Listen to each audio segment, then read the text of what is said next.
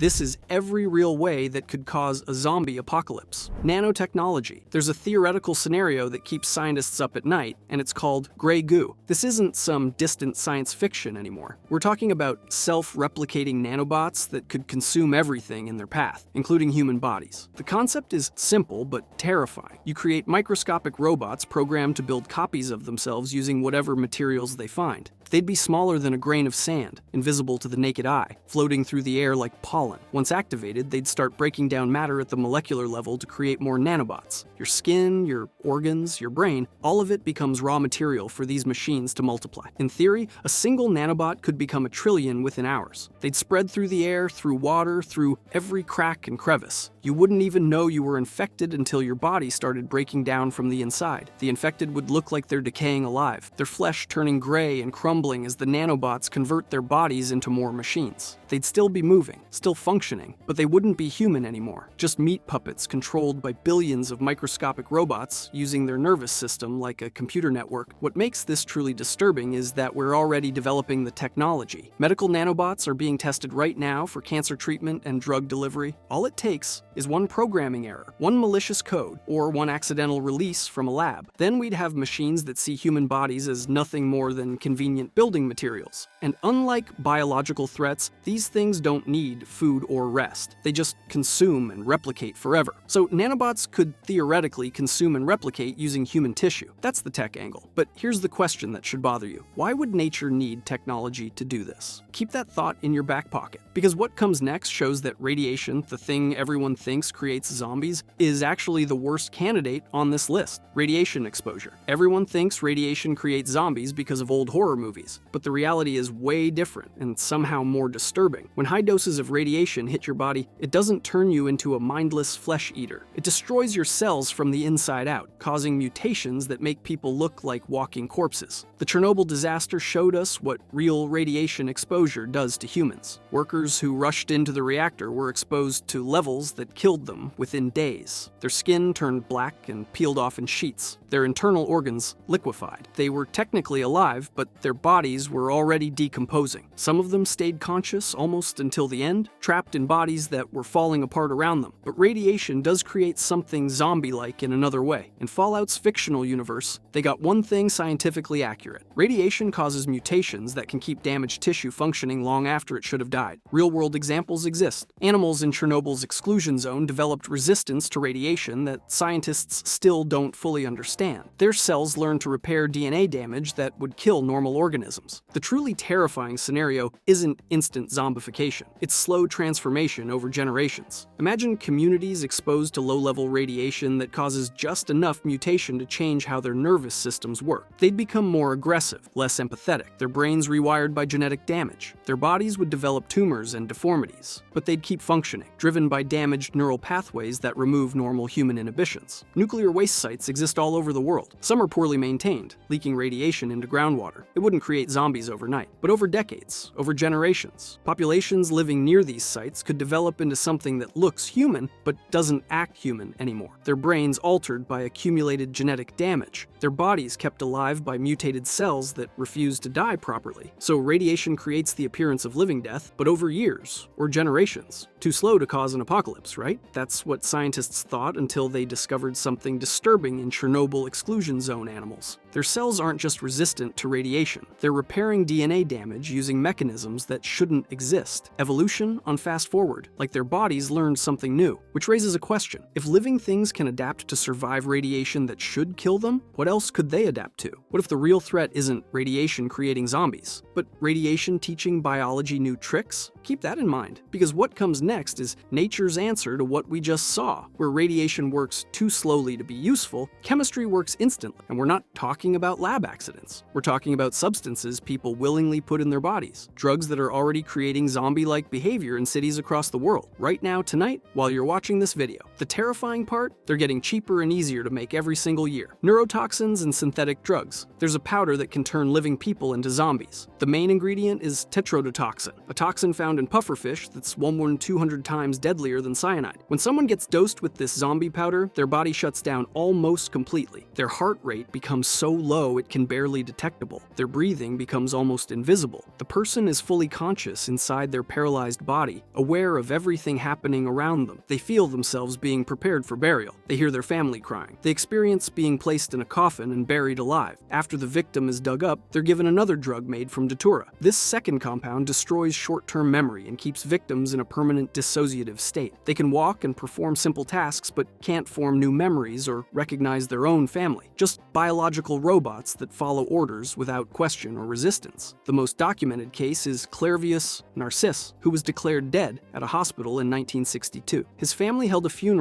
and buried him. 18 years later, he walked into his village, alive, but changed. He claimed a voodoo priest had poisoned him, buried him alive, then dug him up to use as slave labor on a sugar plantation. Medical records confirmed he'd been declared dead. His death certificate was real, but synthetic drugs create an even more immediate zombie-like state. Bath salts, synthetic cathinones marketed under names like Meow Meow or Cloud9 hit the brain like a dopamine hurricane. Users develop superhuman strength and complete loss of pain sensation. Their body temperature spikes so high they strip naked trying to cool down. They become paranoid and aggressive, attacking anything that moves. Emergency rooms started calling them zombie attacks. It takes multiple security guards to restrain one person on bath salts. Some try to bite hospital staff. Others fight for hours without getting tired. Their heart rates stay dangerously elevated. Their pupils dilate until their eyes look black, and they don't remember any of it afterwards. What makes this truly dangerous is how easy these drugs are to produce. Underground chemists can synthesize new versions using legal precursor chemicals. Every time one formulation gets banned, they slightly modify the molecular structure and sell it as something new. The ingredients are cheap and accessible. The knowledge to make them is all over the internet. A widespread outbreak wouldn't need a virus or parasite, just one super addictive synthetic drug hitting the streets, something that makes users aggressive and pain-resistant for days instead of hours. Then you'd have thousands of people in major cities acting like the Walking Dead, attacking others, spreading chaos, all from a substance that fits in a pocket. So chemistry can create instant zombies, but the effects wear off. The person comes back. They recover, unless they overdose. But even then, the threat dies with them. The drug doesn't spread itself. Someone has to manufacture it, distribute it, convince people to take it. But what if you didn't need any of that? What if the zombie maker was already everywhere, in our environment, just waiting for the right conditions? What if it could spread through something as simple as a handshake or sharing a towel? That's not a hypothetical. That's bacteria, and not just any bacteria. We're talking about strains that eat flesh faster than surgeons can cut it away. Strains that are already developing resistance to every antibiotic we have. And here's the part that should keep you up at night. These bacteria are getting more common. Climate change is creating perfect breeding conditions. Warm ocean water, flooding that mixes contaminated soil with drinking water. And every year, we see more cases. More people infected with bacteria that turn their living flesh into rotting meat while they're still conscious. Remember how we said chemistry creates instant zombies but doesn't spread? Well, bacteria solve that problem completely, but they create a new one, flesh-eating bacteria. Necrotizing fasciitis sounds like something from a horror movie, but it's a real bacterial infection that destroys tissue faster than doctors can cut it out. This isn't your typical infection that responds to antibiotics and bed rest. This is bacteria that eats you alive while you're still conscious. The bacteria, usually group A Streptococcus or Vibrio vulnificus, enters through tiny cuts you might not even notice. A paper cut, a small scrape from the beach, even a bruise can give them access. Once inside, they release toxins that literally liquefy your flesh. The infection spreads at a rate of inches per hour, turning healthy tissue into blackened, rotting meat. Victims describe the pain as unlike anything else they've experienced. It feels like their flesh is burning from the inside. The skin turns dark purple, then black. Blisters form and burst. The tissue underneath dies and falls away. And this all happens while you're fully awake and aware, watching your body decay in real time. Doctors have to cut away all infected tissue to stop the spread. Some patients lose entire limbs. Others have massive chunks carved out of their torso, their muscles, and organs exposed. The surgery has to be aggressive because because any bacteria left behind will keep spreading. And even after surgery, many patients don't survive. The mortality rate is 30%, even with immediate treatment. What makes this bacteria zombie relevant is how it could combine with other factors. Imagine a strain that's resistant to all known antibiotics. We're already seeing antibiotic-resistant bacteria becoming more common. Now add in a mutation that makes the infection spread even faster, or one that affects the nervous system so victims don't feel pain properly. They'd keep walking around with rotting flesh, spreading bacteria through contact, not realizing how damaged their bodies are until they literally fall apart. These bacteria already exist in our environment. Vibrio lives in warm seawater. Strep is common in soil. Climate change is making oceans warmer, creating perfect conditions for these bacteria to multiply and evolve. Beach towns are already seeing more cases, and unlike viruses, bacteria can share genetic information with each other, spreading antibiotic resistance like trading cards. A flesh-eating bacteria outbreak wouldn't create classic zombies, but it would create something just as horrifying. People walking around with decaying bodies, spreading infection through casual contact, their immune systems overwhelmed by bacteria that medicine can't stop. And since the early symptoms look like regular infections, by the time you realize what's happening, it's already too late. So bacteria can spread and cause decay, but they can't control behavior. An infected person would seek help, get treated, maybe survive if they catch it early. The bacteria need you to stay mobile and infectious, but they can't make you do that. They're just destroying tissue without purpose or direction. That's bacteria's fatal flaw as a zombie maker. It's mindless destruction. But what if something could keep the host alive and control exactly what they do? Make them go to specific places, make them act in ways that benefit the infection's spread, turn their own decision-making against them. That's not science fiction. That's parasites. And they've been perfecting mind control for millions of years while we weren't paying attention. We're about to see nature's original zombie makers, and they're already inside more humans than any pandemic in history. But here's the real question, and this is where it gets disturbing. If a parasite can make a mouse attracted to cat urine, completely reversing its survival instinct, what's it doing to the 2 billion humans it's currently infecting? We know it changes human behavior. We've measured it. What we don't know is whether that's intentional or just a side effect. And if it's intentional, if the parasite is actively using humans for some purpose, what is that purpose? Why would a parasite that needs cats want to infect so many humans? The answer might be that it's still evolving, still figuring us out. Parasitic mind control. There's a microscopic parasite called Toxoplasma gondii that's perfected the art of brain hijacking. This tiny organism has one goal: getting inside a cat's stomach so it can reproduce. The problem is that its intermediate host, mice, are terrified of cats. So the parasite rewrites the mouse's brain to solve this inconvenient problem. Once Toxoplasma infects a mouse, it travels through the bloodstream until it reaches the brain. Then it sets up camp in the amygdala, the fear center. It doesn't just suppress the mouse's natural fear of cats, it makes the mouse attracted to cat urine. The smell that should trigger panic instead triggers curiosity and arousal. The infected mouse walks right up to cats, basically serving itself as dinner. When the cat eats the infected mouse, the parasite finally reaches its destination. It reproduces in the cat's intestines and spreads through the cat's feces. Then the cycle starts again, with new mice getting infected from contaminated soil or water. It's nature's perfect puppet show. Except the puppets are actual living creatures having their most basic survival instincts reversed. Here's where it gets disturbing for humans. About 2 billion people worldwide carry this parasite in their brains right now. We get it from undercooked meat, contaminated water, or cleaning cat litter boxes. For most people, the immune system keeps it dormant, but it's still there, forming microscopic cysts in brain tissue. And it's definitely doing something to us. Multiple studies show that infected people have measurably different behavior. They take more risks. They have slower reaction times. They're more likely to get into car accidents. Men become more suspicious and jealous. Women become more outgoing and social. Some research links it to increased rates of schizophrenia and bipolar disorder. The parasite is literally changing human personality on a global scale. About 1 in 3 people reading this right now has it affecting their brain chemistry, making them take risks they normally wouldn't, altering their decision-making without them knowing. And the scariest part is that the parasite is still evolving. Right now, it manipulates mice and subtly influences humans. But parasites regularly jump between species and develop new capabilities. All it would take is one mutation that makes the effects stronger in humans. One evolutionary leap where instead of subtle behavioral changes, we get full-blown mind control. People losing their fear response entirely, walking into dangerous situations, becoming aggressive toward anyone trying to stop them, all while feeling completely normal and in control. The infrastructure is already there. The parasite already knows how to cross the blood-brain barrier. It already knows how to target specific brain regions. It already knows how to alter behavior. It just needs to get better at it. And with billions of infected people walking around right now, it has plenty of opportunities to evolve. Parasites can control your mind, but they take years to show effects. Your immune system fights back. Sometimes it wins. The infection stays dormant. You live a normal life, never knowing something is changing your personality from the inside. But there's something out there that your immune system can't fight. Something that has no weakness, no off switch, no kill command, because it's not alive. And that means everything we know about fighting infections is completely useless against it. We've seen chemistry create instant effects. Bacteria cause decay, parasites control behavior. Each one has a weakness. Chemistry wears off. Bacteria can be killed with antibiotics. Parasites can be treated if caught early. But what we're about to see can't be stopped by anything. Not cooking, not freezing, not radiation, not chemicals, nothing. And it's already jumping between species, already moving from animals to humans, already spreading through food supplies while being completely invisible until it's too late. This is the thing that should terrify you more than anything else on this list, because once you're infected, you're already dead. The countdown has started. Your brain will turn to mush, and you'll be aware of it happening. Remember that question about ingredients combining? About 8 different threats covering each other's weaknesses? Keep that in mind, because what comes next is the only thing on this list that literally cannot be destroyed, and it's in the deer that hunters are eating right now. Prion diseases. Prions are the closest thing to real zombies that exists in nature, and they're absolutely unstoppable. These aren't viruses or bacteria. They're misfolded proteins that turn other proteins into copies of themselves. They're not even alive, so you can't kill them. They're just shapes that force other shapes to match them, spreading through your body like a chain reaction. Mad cow disease is the famous example. Cows got it because farmers fed them ground-up parts of other cows. The prions spread through the cattle population. When humans ate infected beef, the prions jumped species. People started developing holes in their brains. The tissue literally dissolved. In humans, it's called Creutzfeldt-Jakob disease, and it's nightmare fuel. It starts with memory problems and personality changes. You become anxious, depressed, confused. Then the physical symptoms kick in. Loss of coordination and balance, muscle spasms, progressive dementia that strips away everything that makes you human, and you're aware of it happening. You feel yourself losing your mind piece by piece. The truly terrifying part is that prions are indestructible. Cooking doesn't break them down. Freezing doesn't stop them. Radiation doesn't touch them. Disinfectants that kill every known pathogen have no effect. Surgical instruments that touched infected tissue can't be properly sterilized. Hospitals have to throw them away because there's no way to make them safe again. Now there's chronic wasting disease in deer, also called zombie deer disease. Infected deer lose weight rapidly. They stumble around in circles. They drool constantly. They lose their fear of humans. The disease turns their brains to mush while they're still walking around, and it's spreading through deer populations across North America. Hunters are finding more infected deer every year. Scientists are worried because prions can jump between species. Mad cow jumped from cows to humans. Chronic wasting disease could jump from deer to humans. All it takes is someone eating infected venison, or a prion mutation that makes the jump easier. Some research suggests it might have already happened in isolated cases. The incubation period makes it worse. Prions can sit dormant in your brain for years before symptoms appear. You could be infected right now and not know it for another decade, and there's no test to detect it early. No treatment, no cure. Once symptoms start, you have months to live, watching your brain dissolve while you're still aware enough to understand what's happening. Imagine a prion outbreak that's contagious through fluids like viruses. Infected people wouldn't be mindless zombies. They'd be conscious humans trapped in deteriorating bodies, their brains turning to liquid mush, unable to control their movements or behavior. They'd stumble around like the Walking Dead because their motor control is destroyed. They'd lose the ability to recognize danger or loved ones, and every person they infected would face the same inevitable mental collapse. Prions are indestructible and fatal, but they spread slowly, through food, through contaminated surgical instruments, person to person over years, not days. An outbreak would be devastating but containable if we caught it early. Big if, but theoretically possible. So prions solve the indestructibility problem, but create a speed problem. They're too slow to cause a true apocalypse. By the time symptoms appeared, we'd know to stop eating deer meat, to quarantine infected people, to shut down the spread. Unless the delivery method was different. Unless something could spread prions through the air or through contact. Something that could travel between hosts quickly while keeping them mobile and infectious. Something that's already proven it can control nervous systems and keep bodies functioning even while consuming them from the inside. That's where fungi come in. And this is where everything we've talked about starts connecting in disturbing ways. Because fungi can do something none of the previous threats could do. They can keep you alive and mobile while fundamentally changing what you are. They can spread through the air. They can form networks. And they've already proven they can hack into nervous systems and puppet bodies around. Right now, they can't do it to humans. Our body temperature keeps us safe, but that safety depends on one number, 98.6 degrees Fahrenheit. And fungi are evolving to tolerate higher temperatures every single year. So here's the question. What happens when a fungus that can control nervous systems learns to survive at human body temperature? Not if, when, because evolution doesn't stop. It's not a matter of possibility anymore. It's a matter of time. Fungal infections. Deep in tropical forests, there's a fungus that turns ants into actual zombies. Ophiocordyceps doesn't just infect ants. It takes complete control of their bodies. When a spore lands on an ant, it drills through the exoskeleton like it has a tiny power drill. Inside, the fungus grows threads throughout the ant's body, wrapping around muscles and organs. The infected ant leaves its colony. This is already weird because ants are social insects that never abandon their family. But the fungus is driving now. The ant climbs up a plant, always to a specific height where temperature and humidity are perfect for fungal growth. Then it clamps its jaws onto a leaf in what scientists call the death grip. The ant stays there, locked in place, while fungal threads consume its insides. Then a stalk bursts out of the ant's head like something from a horror movie. This stalk grows for days, getting longer and more elaborate. Eventually, it releases spores that rain down on ants walking below, infecting new victims. The cycle continues, one zombie ant factory after another. Right now, this fungus can't infect humans. Our body temperature is too high for it to survive. Ophiocordyceps species are adapted to the cooler internal temperature of insects, but fungi are evolving faster than ever before. Climate change is pushing them to adapt to warmer environments, and some fungi are already making that jump. Candida auris is a fungal infection that appeared just 15 years ago. It's resistant to most antifungal medications. It spreads through hospitals, killing up to 60% of infected patients. Nobody knows where it came from. It just appeared simultaneously in multiple countries, like it evolved in response to warming temperatures. And it's getting more dangerous every year. Valley fever is another example. It's a fungal infection from soil in the southwestern United States. Cases have increased 700% over the past 20 years. As the climate warms, the fungus is spreading to new areas. More people are getting infected. Some develop chronic lung infections that never fully heal. Others get fungal infections in their brains. The worst part about fungal infections is how they work. Unlike viruses that hijack your cells to reproduce, fungi literally grow inside you. They form networks of threads called hyphae that spread through tissue. In severe cases, they get into your bloodstream and travel to your organs, your lungs, your heart, your brain. And once fungal infections reach your brain, they can cause personality changes, memory loss, and behavioral issues. Scientists studying Ophiocordyceps discovered something disturbing. The fungus doesn't even need to reach the ant's brain to control it. The fungal threads wrap around the ant's muscles and nervous system, controlling the body like a puppet on strings. The ant's brain stays intact but disconnected, a passenger in its own body. Now imagine a fungus that evolves to survive in human body temperature, one that can spread through spores in the air. It wouldn't need to kill you quickly. It would grow slowly, spreading through your body over weeks. By the time you noticed symptoms, the infection would already be everywhere. The fungal threads would wrap around your nervous system. You'd feel your body responding to commands you didn't give, your limbs moving on their own, walking when you want to stay still, and you'd be spreading spores with every breath, infecting everyone around you. We're already seeing fungi adapt to higher temperatures. We're seeing them develop drug resistance. We're seeing them spread to new regions. All the pieces are there. The fungus just needs to make one evolutionary leap, one mutation that lets it survive at 98.6 degrees Fahrenheit. Then we'd have something that can turn humans into puppets, walking around spreading infection while their consciousness watches helplessly from inside. We've seen 8 different ways zombies could be created. Nanobots that consume and replicate, radiation that mutates over generations, chemistry that creates instant aggression, bacteria that causes decay, parasites that control minds, prions that can't be killed, fungi that can puppet bodies and spread through air. Each one has a fatal flaw. Each one covers a weakness the others have. And now we get to number 1. And here's what makes it absolutely terrifying. It has almost none of those weaknesses. It spreads fast. It causes aggression and biting behavior. It's 100% fatal once symptoms start. It exists in animal populations on every continent. It's already proven it can become airborne. And it's been evolving for thousands of years, getting better at spreading with every single generation. But there's something about number 1 that makes it worse than everything we've covered. Something about how it interacts with the others. Remember when I said these aren't 8 separate threats, but 8 ingredients? This is where that becomes clear. Because what if rabies doesn't doesn't evolve alone? What if it encounters one of the other 7 along the way? A virus that makes bacteria spread faster, a parasite that makes the rabies incubation period longer, giving it more time to spread before symptoms appear, a fungal infection that keeps rabid bodies mobile even longer, a prion that makes the brain damage permanent instead of quickly fatal. Nature's already mixing threats. We see it in co-infections all the time. What we don't see is what happens when the deadliest virus on Earth stops being the limiting factor in its own spread. Here's what that looks like. Rabies virus mutations. Rabies is already the deadliest virus on Earth. Once symptoms appear, you're dead. No exceptions. There's no cure, no treatment, nothing. Your survival rate is literally 0, and what it does to your brain before killing you is pure nightmare fuel. The virus travels from a bite wound up through your nerves to your brain. This journey takes weeks or months, giving you no warning that you're already dead. When it reaches your brain, it starts destroying neurons in the limbic system. This is the part that controls emotions, fear, and aggression. The virus turns it into a violence factory. Infected people become terrified of water, not just uncomfortable,